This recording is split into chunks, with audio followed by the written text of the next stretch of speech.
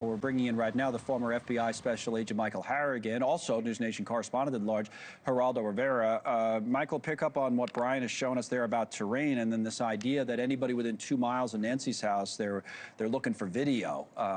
What do you make of it here, day 12?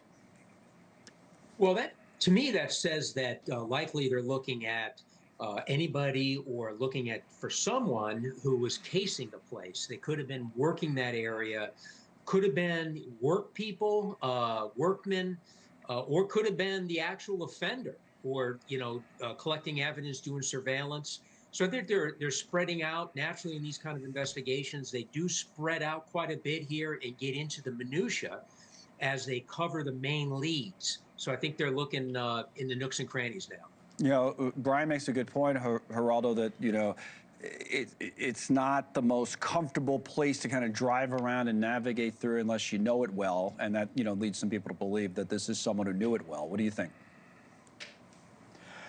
Well, I rather than guess on whether or not the perp was known to the victim, one point I'd like to make, and I think it's important, Connell, is, and it is a bit of Monday morning quarterbacking, I admit, and I apologize for it out front. But this call for basically to deputize the neighborhood within 2 miles of the crime scene. Yeah. We've been talking about that on the program. Everybody, or almost everybody, has some kind of surveillance system.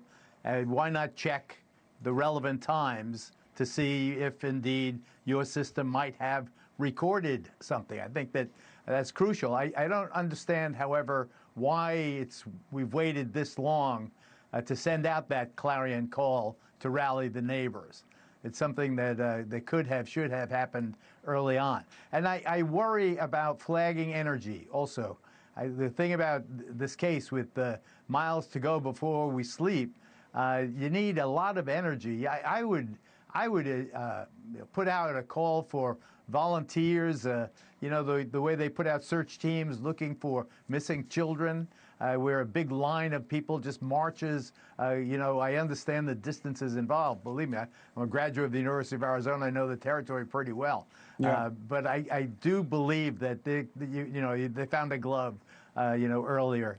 That kind of stuff. We don't know whether it's related or not, but there's something there. And I go back to the point that I would have all eyes looking for the vehicle. A vehicle had to convey that perpetrator from outside the neighborhood to Nancy Guthrie's home. How? He didn't walk it.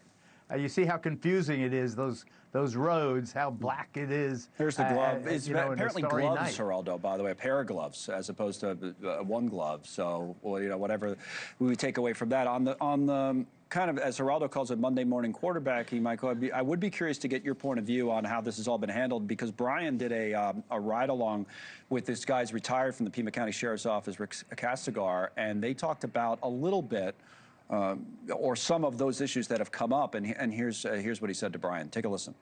They're less experienced than previous homicide details, but a lot of folks have retired, myself included.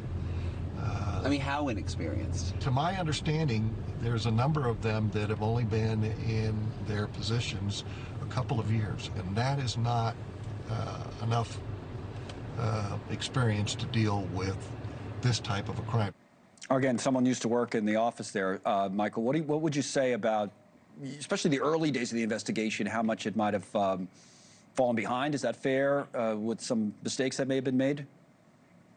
It's possible. I think in these cases, experience or inexperience works in mostly at the initial scene response when the first investigators get there. Did they properly preserve the scene? Did they collect the relevant evidence? Is it corrupted? Did they make sure they did it the right way? Did they identify witnesses and potentially interested persons early on? But the thing when you get these cases that become large like this and you have the Bureau coming in, you have a team put together. And you have crisis management experts, you have all type of people coming in to help manage the case.